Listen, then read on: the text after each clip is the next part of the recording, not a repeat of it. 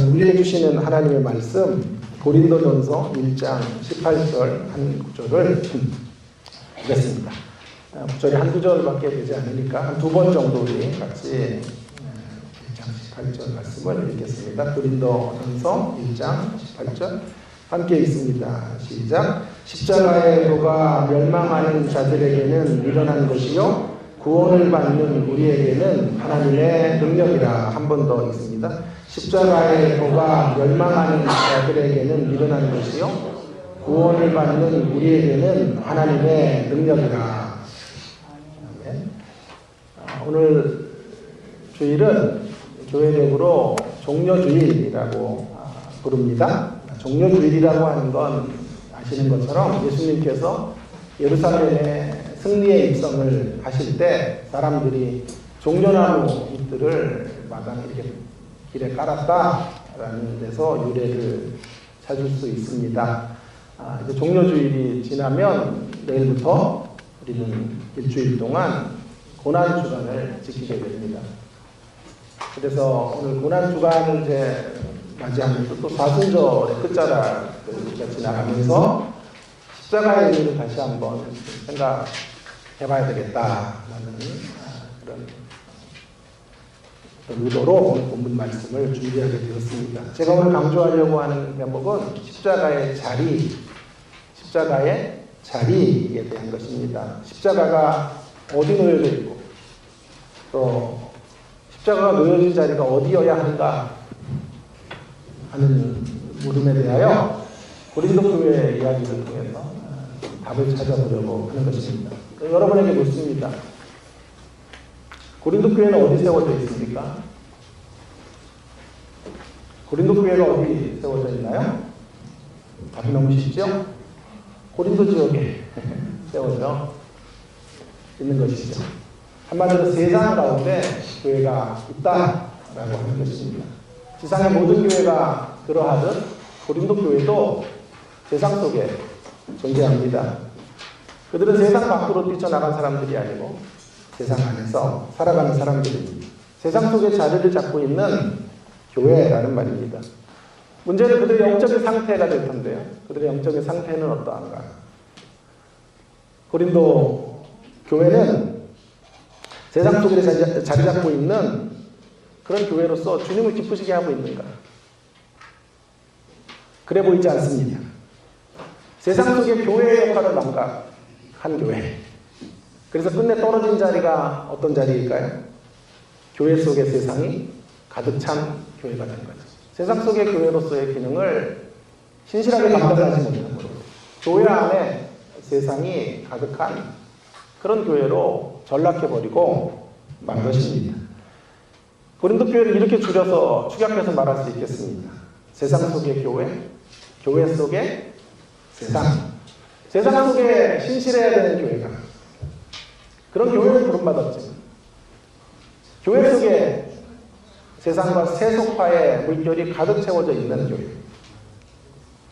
그 교회 가운데 오늘 본문 말씀을 중심으로 십자가의 복음이 선포되고 있는 것이죠.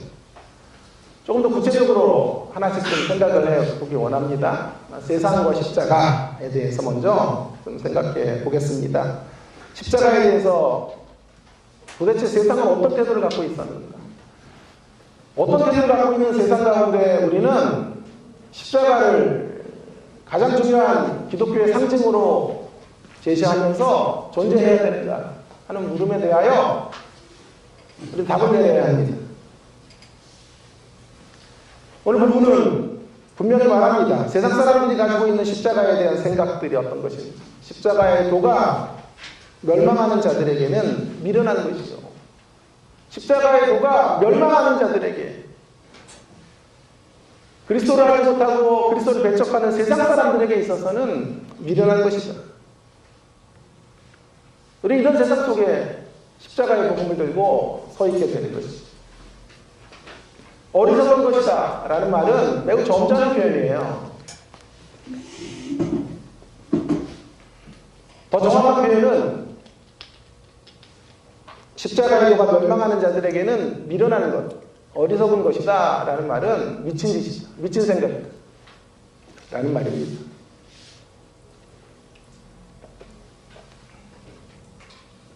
왜 그 당시 사람들에게 십자가는, 그 십자가에 죽으신 분이 하나님의 아들이라는 생각은 미친 생각일까요?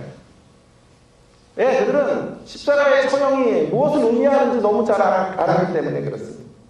십자가는 가장 잔인하고 가장 끔찍한 형벌의 죽음이에요. 그 당시에 사람들에게 있었어요. 십자가에 달려 죽는다 라고 하는 것은 인간의 길을 포기한 존재들을 향하여 가해지는 가장 비참하고 가장 부끄러운 수치의 죽음이라는 것을 그들이 알고 있었던 거죠. 그런데 그 십자가를 통해서 구원이 발생하고 그 십자가를 통하여 새로운 하나님의 은혜의 역사들이 펼쳐진다. 상상 자체가 불가능. 상상하는 것 그 자체가 불가능한 상상.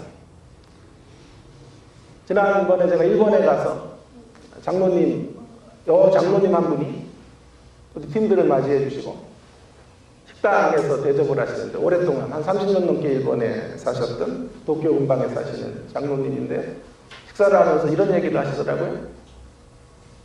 일본에서 음식은 마음껏 드셔도 된다. 음식 가지고 장난을 치는 일은 일본에서는 상상할 수 없다. 음식을 속이고 저제재로 사람 먹는 먹거리에 그런 장난을 치는 일들은 일본에서는 불가능하다. 자기가 30년 넘게 살아온 결과에 의하면 그렇더라고 말씀해 주셨어요. 일본 사람들에게 음식을 가지고 장난치는 생각 자체가 불가능하듯이 1세기 당시 사람들에게 있어서 십자가를 가지고 그 어떤 긍정적 영감을 주는 생각이나 상상을 한다는 건 결단코 불가능한 일이었습니다. 미국에서 신학교에 강의도 하고 또 목회도 하셨던 김도연이라는 목사님, 그분이 최근에 책을 한 권 내셨어요. 바울의 사상을 그리다 라는 책을 내셔서 이전부터 좀 제가 그분의 글들을 좋아해서 단숨에 제가 읽었습니다. 그 책 가운데 십자가의 처형에 대한 리얼한 소개가 있더군요. 한번 그대로 읽어보겠습니다. 자막을 좀 띄워주시면 그 자막과 함께 한번 제가 읽어보도록 하겠습니다. 십자가가 어떤 의미인가? 십자가의 처형이 무엇을 의미하는가? 1세기경의 유대인들과 이방인들에게 십자가에 달려 죽은 사람은 가장 낮은 자리에 추락한 사람이며 가장 멸시받아야 할 사람이었다. 그들에게 십자가가 주는 메시지는 분명했다. 여기에 달려 죽은 사람은 사는 것이 합당하지 않아. 사람 같지 않은 사람이다.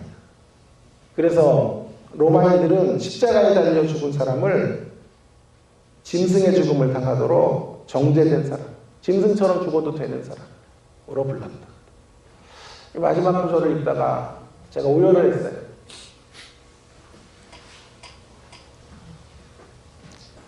김도영 교수의 표현이 맞다면, 이것이 사실이라면 십자가에 처형된다라고 하는 것은 그 당대의 사람들에게 있어서 사람이 아니라는 것이죠. 짐승처럼 죽어도 된다라는 의미가 되는 것이죠. 짐승처럼 죽어도 마땅한 존재가 십자가의 죽음으로 나아가게 되는 것이죠. 여러분, 이런 생각으로 가득 찬 세상 가운데 교회는, 고린도 교회는 십자가의 복음으로 서 있어야 되는 것입니다. 십자가가 하나님의 아들의 죽음의 장소라고 말해야 하고, 그 십자가를 통하여 구원의 역사가 펼쳐졌다고 설파하게 되는 거죠. 이것이야말로 그 당대의 사람들에게서는 도무지 상상할 수도 없고 받아들일 수도 없는 어리석기 짝이 없는 미친 생각이라고밖에 말할 수 없습니다. 자, 그렇다면 이제 좀 우리 숨을 좀 가다듬고 이런 질문을 한번 던져볼 필요가 있겠습니다. 왜 하필 하나님은 세상 사람들이 이렇게 미련하게 생각하고 미친 생각으로까지 여기는 십자가에 그의 외아들 예수 그리스도를 죽게 하셨을까요? 아니, 좀 기독교를 좀 세상과 소통이 가능한 모습으로 전달하셔도 되지 않아요? 고난과 죽음의 이야기 같은 거 기독교 안에서 다 빼버리고 조금 더 부드럽게 세상과 함께 연결될 수 있는 이러한 상징들을 가지고 기독교를 설명하거나 기독교를 제시해도 되는 것이 아닙니까? 세상은 철저하게 힘과 부를 숭배하고 갈망하죠. 기독교 신앙도 그쪽으로 공헌해주면 되는 거죠. 그것을 약속해주고 그걸 공약해주면 되는 것이죠. 예수 믿으면 십자가의 정신으로 살아가야 한다가 아니라 예수 믿으면 거부가 되고 무병장수의 삶들이 펼쳐진다 라고 주장한다면 그것이 기독교의 가장 중요한 표지라면 많은 사람들은 기독교인이 될 것입니다. 전도가 필요 없을 것입니다. 너나 할 것 없이 앞다투어 교회에 오게 되겠죠. 예배 한번 드리면 집 한 채씩이 주어지고 그러면 누구나 크리스찬의 이름을 가지고 이 땅을 살아가게 될 것입니다. 제가 조금 너무 과한 터무니없는 설정을 지금 한 것입니까? 아니, 백보양보에서요. 어쩔 수 없이 예수님이 구약에서부터 약속된 그 죽음을 죽으셔야 했다고 해도 죽음의 방식은 하나님이 조금 다른 방식으로 선택하실 수 있지 않았을까요? 그 당시에 가장 혐오스럽게 여기는 죽음, 짐승처럼 여겨지는 짐승을 죽이는 것과 방불한 죽음, 그 죽음만은 피해서 조금 다른 우아한 모습의 죽음을 죽게 하시면 안 될까요? 그런데 우리 하나님은 어쩐 일인지 세상에 가장 혐오스럽게 느끼는 십자가의 길로 예수를 몰아가고 계셨고 놀랍게도 우리 예수님도 한마디 이런 방법 없으시고 하나님의 뜻을 따르시고 묵묵히 십자가의 길을 아지하고 계신 거죠. 왜일까요? 왜일까요? 곰곰이 말씀을 오래전에 초고로 만들면서 묵상했어요. 왜 그럴까? 그러다가 제가 이런 생각에 도달했어요. 이거밖에는 답이 없는 것 같아요. 자막으로 주세요. 보여드릴게요.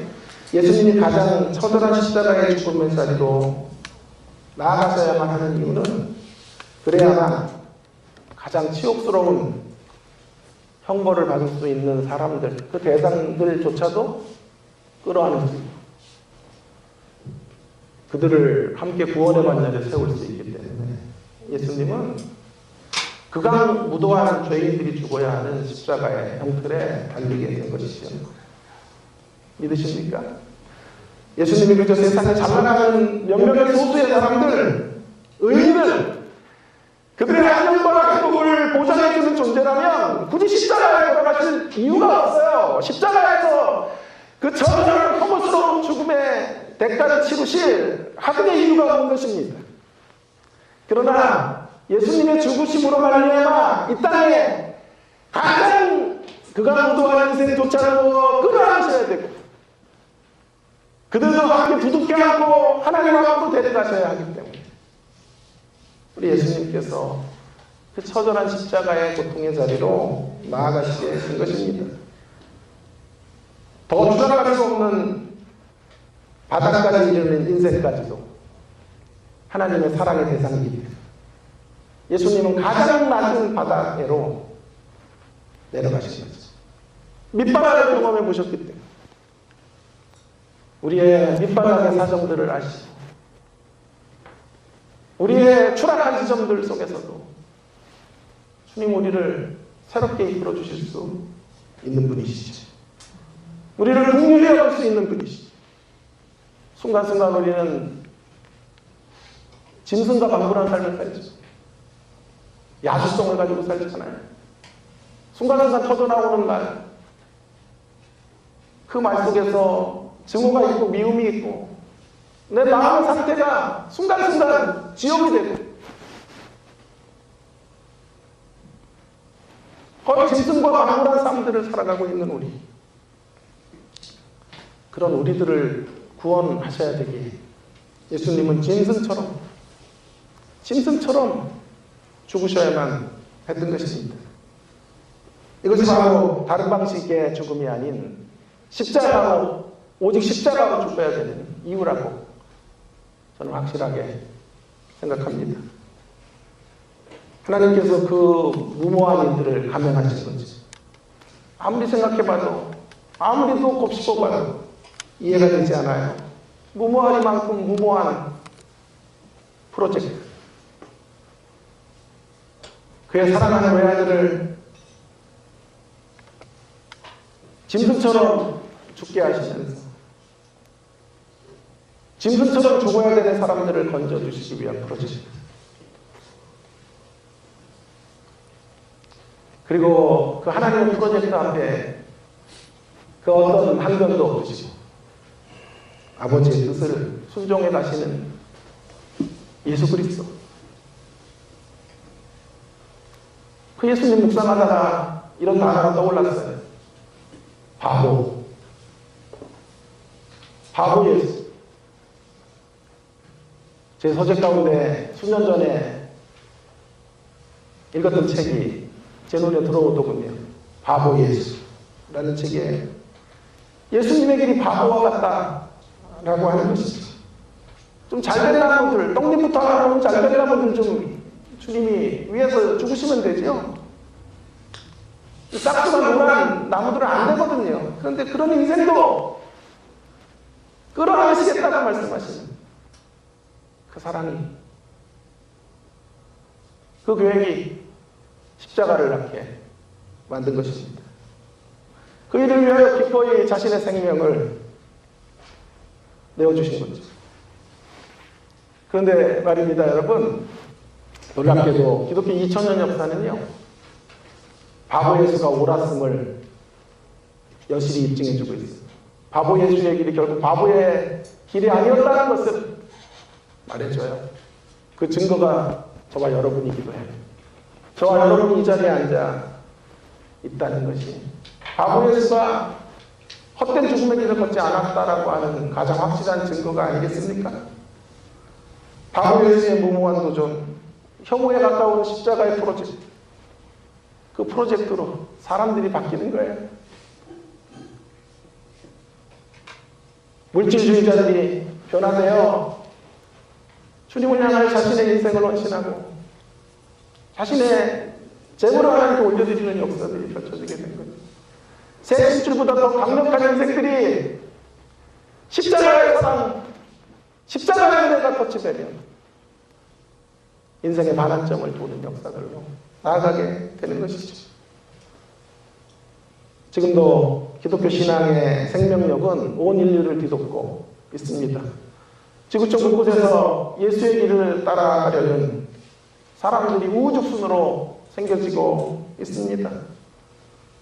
대장 바보 예수를 따라 이제 바보들의 행진들이 계속되고 있는 것이지요. 교대원의 저도 소유, 여러분들도 바보 예수를 따라 바보들의 행진 가운데 그 행진곡을 들으며 걸어가고 있는지도 모르겠습니다. 바보 예수라는 책의 마지막 문장은 이렇게 쓰여 있어요. 바보 예수 만세. 바보 예수 만세. 그래서 제가 바보 예수 만세 3창을 하자 그런가 고민하다가요, 망설이다가 접었어요. 제가 용기 없는 바보이기 때문에 그렇습니다. 올해 3월 12일자 저희 학교에서 발간하는 기독교 연합신문 23면에 가슴 뭉클한 글이 하나 올라와 있더군요. 서울 아현교회 장로님이신데요, 고등학교 선생님을 하시다가 이제 퇴직을 하셨어요. 임문혁 장로님 글이었습니다. 제목이 아들을 보내놓고 라는 것이었는데, 아들을 어디에 보냈는가? 첫 문장에서 확인할 수 있습니다. 첫 문장을 좀 띄워주세요. 아들이 선교사가 되어 먼 나라로 떠난 지 1년이 되었다. 아들과 며느리, 손자, 손녀, 네 식구는 지난달 4월 카자흐스탄으로 선교를 떠났다. 임 장로님은 아들을 선교사로 보내놓고 가눌 수 없는 그리움으로 적적한 시간을 보내시다가 글을 쓰게 된 거예요. 지금까지 살아오면서 아들과 이별했던 몇 번의 순간들을 기록하고 있더군요. 대학에 들어가서 기숙사 생활을 한다고 아들이 떠날 때 그렇게 울었다 그러는데 거기서 잘 적응할 수 있을지. 군에 입대할 때 마음이 너무 아팠다. 결혼하여 분가할 때는 섭섭함이 그게 차올랐다. 그러나 이 세 번의 헤어짐은 그래도 큰 아픔이 아니었어요. 그러나 이 네 번째 헤어짐은 아주 크고 특별한 이별이라고 임 장로님은 말하고 계세요. 보고 싶다고 만날 수 있는 것도 아니고 이제 장로님의 나이가 8순이 다 돼가기 때문에 자신이 살아있는 동안 사랑하는 아들과 며느리, 손주들을 볼 수 있을지 아쉬워합니다. 그래서 날마다 저녁마다 그 아들을 놓고 기도 시간 절반 이상을 아들을 위한 기도로 채우고 있다고 말씀하십니다.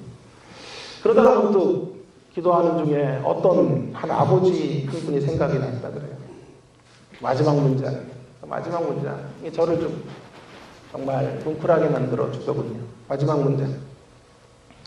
우주의 먼 행성 낯선 지구별로 외아들을 보내신 아버지. 그 아버지는 멀고 먼 낯선 별에 아들을 보내놓고 얼마나 마음이 아프셨을까. 얼마나 걱정되고 안쓰러우셨을까. 그 외아들이 십자가에 달려 피 흘려 죽어갈 때 하나님 그 아버지의 가슴은 얼마나 찢어졌을까. 내 아들을 카자흐스탄에 선교사로 보내놓고서야 이제사 겨우 이 땅에 아들을 선교사로 보내 순교케 하신 아버지, 하나님 아버지의 심정을 헤아려 봅니다. 바보들의 행진 맞죠? 임 장로님과 그의 아들은 바보의 수로 인하여 인간적인 아픔과 이별의 고통마저도 뛰어넘고 그 헤어짐의 고통 속에서도 그것을 감내하며 바보 예수의 길을 따라가고 있는 거죠. 알지 못하는 사람들, 생명무지에 언어가 다르고 피부색이 다른 사람들에게 나아가서 육신의 부모를 다시 볼 수 있을지 없을지 모르는 그런 선교지에서 예수의 길을 따라가고 있는 것이죠. 저와 여러분도 어떤 형태로든 바보 예수를 따라서 바보들의 행진에 동참하실 수 있게 되기를 주의 이름으로 축원합니다. 이제 한 가지 더 빠른 속도로 좀 달려가 보겠습니다. 이제는 교회와 십자가가 이제 교회 속에 어떤 자리 가운데, 어떤 교회적 자리 가운데 들어와 있는가 하는 것을 이제 점검해 보려고 합니다. 지금까지 어떤 세상 속에서 교회가 십자가의 복음을 제시하고 있는지 밝혔습니다. 이제는 교회 속에 들어와 있는 세상, 교회 속에 들어와 있는 세상 속에 있는 교회가 어떤 세상 가운데 교회가 십자가를 제시해야 되느냐 그 물음을 넘어서 이제 교회 속에 들어와 있는 세상, 세속성 그것을 극복하기 위한 십자가의 자리에 대해서 좀 교훈을 얻으려고 합니다. 오늘 십자가는 교회의 세속성, 교회 안에 버젓이 활개치고 있는 세상, 그 세상의 가치를 바로잡기 위해서 들어와 있습니다. 대안적 길로 십자가가 소개되어져 있고 제시되고 있는 것입니다. 이것이 또 하나의 십자가의 자리라고 생각합니다. 고린도 교회는 그 어떤 교회보다 문제가 심각했던 교회죠. 지도자들의 파당으로 말미암아 서로 시기하고 질투하고 분열하고 분쟁하고 교회가 갈기갈기 찢겨지고 말았습니다. 현상적으로 보면 고린도 교회의 문제는 여러 가지 있지만 그러나 그 뿌리는 십자가의 복음의 변질이에요. 십자가 복음의 오해에서 기인한 것이죠. 보다 구체적으로 십자가 복음에 대한 오해는 두 가지로 좀 나눠볼 수 있겠는데요. 십자가의 시제에 대한 오해, 십자가의 범위에 대한 오해라고 말할 수 있겠습니다. 이 문제를 풀기 위해서 우리는 18절 후반부를 눈여겨봐야 됩니다. 다시 한번 1장 18절의 말씀을 한번 보겠습니다. 한번 같이 읽을까요?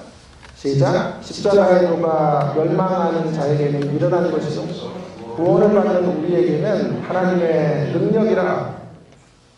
십자가의 도가요, 구원을 받는 하나님의 자녀들, 교회죠. 구원을 받아야 되는 하나님의 자녀들에게는 능력이 되어야 한다는 거예요. 능력. 하나님의 능력으로 들어와 있어야 된다 라고 말씀하고 있죠. 자, 이 말씀 앞에서 고린도 교회의 모습을, 고린도 교회의 현주소가 어떤 건지, 우리의 현주소가 무엇인지를 분명하게 상상해 볼 수 있죠. 그리고 우리가 가야 될 길들이 어떤 길인지를 말해주는 한 구절이에요. 구원받은 우리에게는 하나님의 능력이 되어야 한다라는 거죠. 십자가의 하나님의 능력으로 작동하지 못한 교회, 고린도 교회. 그것이 교회가 타락했던 가장 근본적인 원인이라고 바울은 지금 설파하고 있는 거죠. 그래서 거기에 미치지 못한 우리의 민낯들을 들추고 있죠. 자, 두 가지 우리가 잘못 오해하고 있는 잘못된 시제와 범위에 대한 이야기를 해보겠습니다. 고린도 교회에게 있어서 십자가는 현재형이 아니었어요. 과거형이에요. 십자가는 과거형. 어제를 위한 십자가만 있으면 되는 거죠. 오늘을 위한 십자가여야 되는 어제의 십자가. 과거에 주님을 만났을 때 경험된 그 십자가. 그 십자가, 그리고 그리스도를 만나고 나서 십자가는 더 이상 의미를 발생할 수 없어요. 그래서 고린도 교회는 십자가만 걸어놓고 서로 피가 터지도록 분쟁을 하고 싸움을 하는 교회로 나아가게 된 거죠. 자, 십자가의 범인은 어떠했을까요? 그들에게 있어 십자가는 달랑 죄 용서를 해주는 분, 죄 용서의 효력을 발생하시는 역사로 십자가는 들어와 있는 거예요. 죄를 용서해주고 우리 영혼을 구원해주는 것으로 십자가의 역할이 종료됩니다. 십자가의 복음이 우리를 회심의 자리로 이끌어 영원 구령 죽어 우리의 영혼들을 천국으로 이끌어가는 것 귀한 거죠.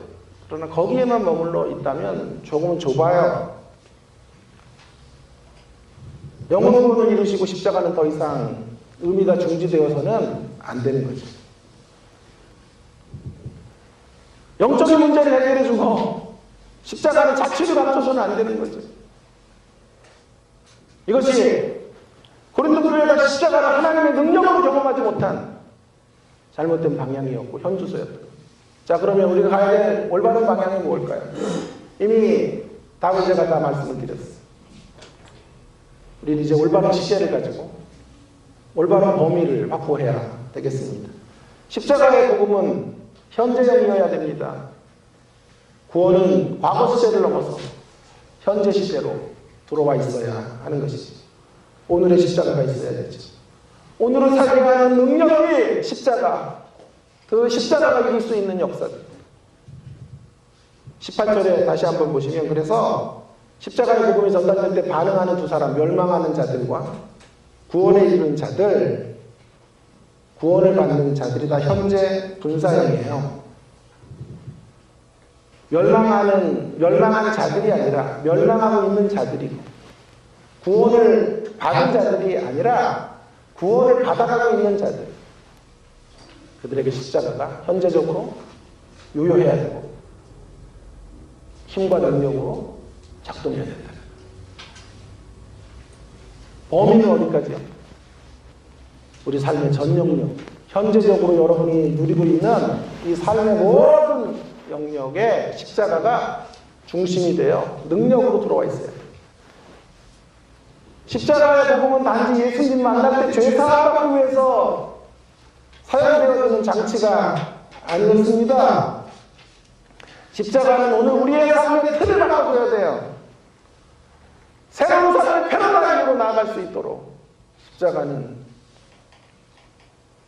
그렇게 역사되어져야 되는 것이지. 십자가의 가치로 형성된 사람들, 그런 삶의 방향성으로 가게 되는 거죠. 십자가로 인하여 가치가 전도돼요. 이전의 삶의 방향과 정반대의 삶의 모습으로 걸어가게 되는 거죠. 십자가는 죽어가는 천국을 보장해주는 보장책만이 아니라 현재 신자다움을 이끌어주는 신자다움의 삶으로 우리를 초대해가는 능력이 되어야 하는 것입니다. 저는 이 시간 여러분에게 진지하게 묻습니다. 십자가로 여러분의 죄의 문제가 해결된 것을 믿으십니까? 예, 아멘이시죠. 그러나 거기가 끝이 아닙니다. 또 한 가지 물음을 던집니다. 십자가로 인하여 다른 삶의 방식, 다른 삶의 패러다임으로 살아가고 계십니까? 두렵고 떨림으로 구원을 이루라고 하셨는데 십자가의 정신 아래서 지금도 십자가에서 피 흘리시는 주님의 보혈의 피를 날마다 마시면서 두렵고 떨림으로 우리의 구원의 역사를 이루어가고 계십니까?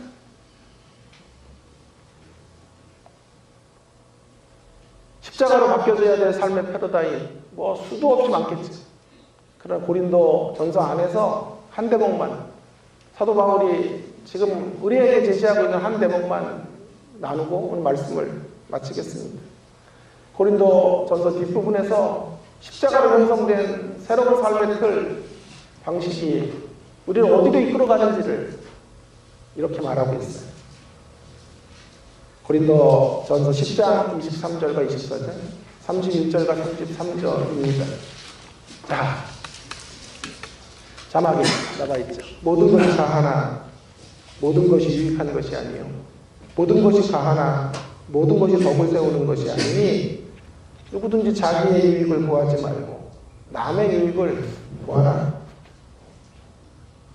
인간은 철두철미하게 자기중심이에요.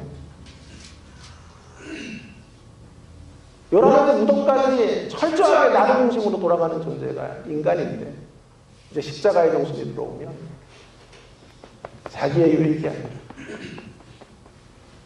남의 유익을 구하는 사람으로 모든 것이 가하냐라는 질문 정도가 아니라 모든 것이 유익한지 덕을 세우는지를 물으며 살아가는 새로운 인류, 새로운 가치의 사람으로 길을 걸어가야 된다는 거예요.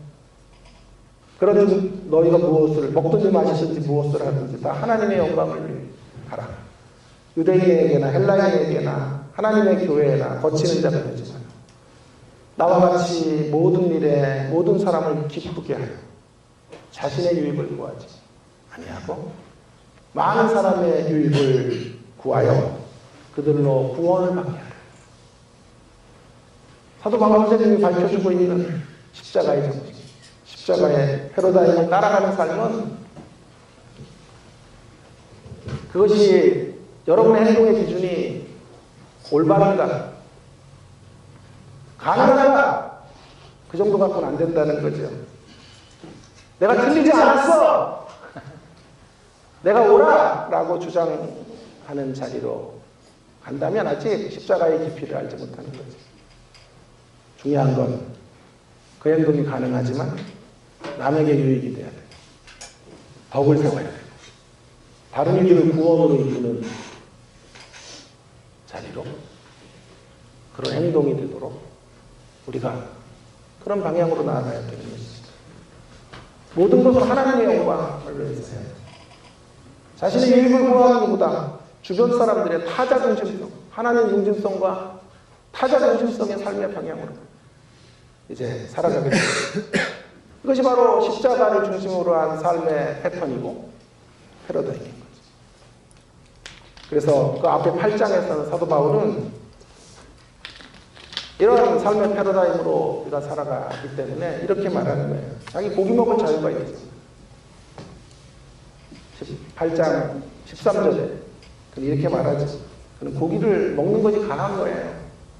자유인이니까 고기를 먹을 수 있지만 자신이 고기를 먹는 것으로 인하여 연약한 자들이 상처를 입는다면, 실족하게 된다면 나는 영원히 고기를 먹지 않겠다. 그렇게 말하고 있습니다. 여러분, 십자가의 가치를 알고 있는 사람들은 내가 틀리지 않은 수준, 내가 이렇게 화내는 게 합당해, 네가 잘못했으니까 그 수준, 거기에 머물러 있지 않는다는 말이죠. 더 나가야죠. 덕을 끼치고 삶을 변화시키는 자리까지 나아가줘야 되는 거예요. 그래서 부부싸움도요, 이제부터 오늘 설교 들으시고 십자가의 새로운 패러다임으로 부부싸움 하셔야 돼요. 네? 상대에게 내가 옳았어 그리고 승리내는 사람은 아직 십자가의 패러다임을 가지고 못한 사람이에요. 과거 십자가 가지고 있는 사람이에요. 십자가의 범주가 좁아요. 고린도 교회 사람이에요. 이제 새로운 십자가를 이해해요. 십자가의 새로운 시제를 알고 있는 사람, 그리고 십자가의 범위가 삶의 전 영역을 변화시키는 것이라는 것을 알게 될 때 이제 우리의 부부싸움의 패러다임도 바뀌어야 돼요. 내가 틀리지 않은 것으로 짐승처럼 승리하는 모습이 아니라 내가 틀리지 않았어도 상대에게 덕을 끼치지 못한 것, 좋은 영향력을 끼치지 못한 남편의 모습으로 아파야, 그렇게 아파서 싸우셔야 돼요. 그럼 못 싸우겠네요. 예, 안 싸우면 더 좋아요. 싸움이 안 되면 더 좋습니다. 오늘 말씀을 마치겠습니다. 십자가의 자리를 생각해 보았습니다. 저는 지금 세상은 십자가를 어리석은 것이라고 혐오합니다. 그러나 우리는 그런 세상 속에서 여전히 십자가의 복음을 높이 들고 서 있어야 합니다. 우리 교회 이름대로 주님의 십자가 교회로 주님 오실 때까지 서 있어야 하는 것입니다. 바보의 길을 걸어가신 예수님의 그 걸음이 결코 바보였기 때문에, 예수님이 바보이기 때문에 바보의 길을 걸어가신 것이 아니라 스스로 지혜롭다고 생각하는 진짜 바보들, 그 진짜 바보들을 돌아오게 하시려고 예수님이 바보의 길을 걸어가셨다라는 것을 분명히 다시 한번 붙잡고 확인하셔야 된다고 생각합니다. 동시에 교회 속의 세속성으로 인하여 신자들에게 날마다 십자가의 복음이 있어야 합니다. 십자가는 과거형이나 달랑 죄 용서를 받는 구원, 그 영역에만 한정되지 않습니다. 십자가의 복음은 오늘을 위한 것이죠. 십자가의 복음으로 여러분의 삶의 패턴이 전환됩니다. 코페르니쿠스적 전환, 삶의 가치관이 그렇게 바뀌어가야 될 것입니다. 십자가를 통해 하나님의 능력을 날마다 일상에서 한날 한날의 삶에서 경험하시는 주님의 십자가 교회 모든 성도님들 되시기를 주의 이름으로 축원합니다.